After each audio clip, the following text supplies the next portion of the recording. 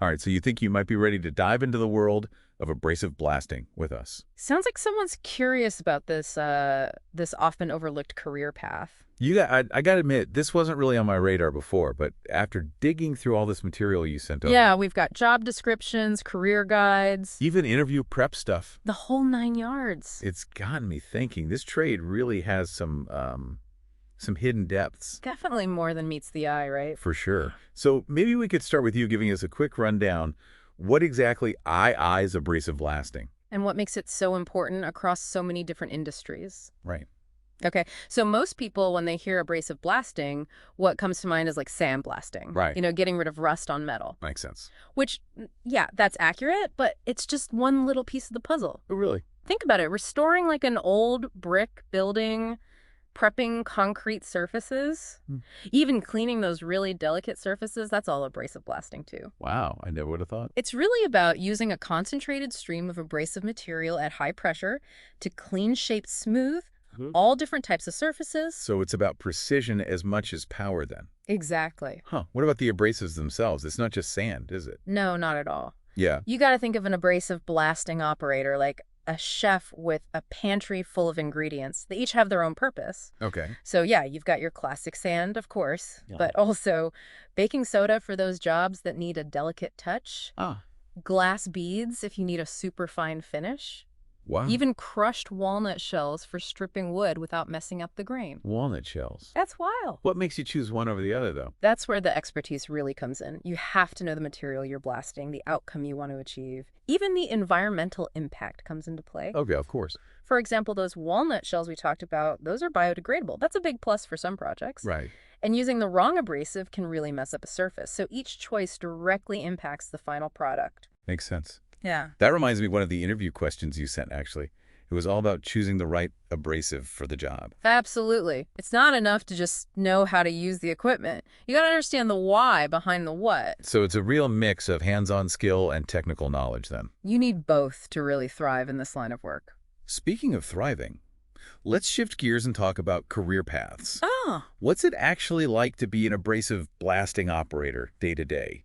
And what does the path forward look like? Oh, one thing's for sure. It's not a desk job.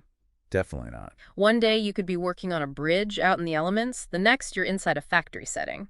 Right. And the guide mentions surface preparation, but that covers a lot of ground. We're talking prepping steel beams for skyscrapers, all the way to removing graffiti from historic buildings. Wow, now that is a diverse range of work environments, I can imagine. Yeah. So someone who's maybe thinking about this as a career, what kind of personality are we talking about here? Who would really thrive in this kind of job? Well, you got to be someone who likes to get their hands dirty, that's for sure.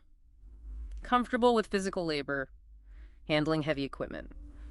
And okay with being up high or in tight spaces sometimes. Yeah, the guide definitely mentioned those things. And it stressed the safety aspect quite a bit, too. Oh, absolutely. That's huge EE in this field.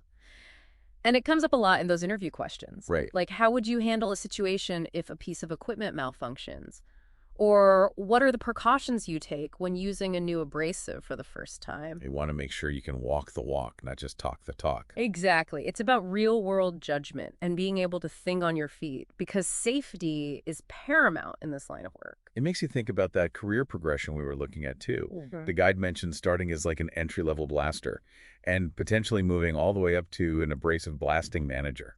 Yeah, that's what I find so cool about this field. It's not a dead end. You start with the hands-on stuff, learning the ropes, showing you can handle the equipment safely.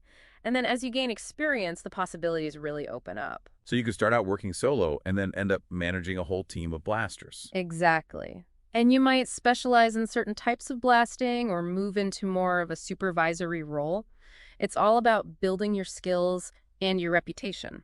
Are there certain certifications or qualifications that are important for anyone serious about climbing that ladder? Absolutely. The guide mentioned a couple organizations like the NASF and SSPC.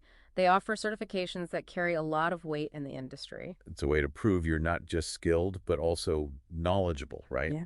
Up to date on the latest and best practices. Exactly. It shows a commitment to the craft. And speaking of keeping up with the times, I wanted to ask you about this RoleCatcher tool I saw in your research. Oh, yeah. What'd you think? It seems like it could be a game changer for anyone trying to break into this field. It's a digital platform specifically for skilled trades connecting job seekers and employers. That's right. And it's more than just your average job board. Right. What caught my eye were the features for building your online presence, practicing interview skills, even researching potential employers. It's like having a digital toolkit for career advancement. Exactly. It's like they say these days.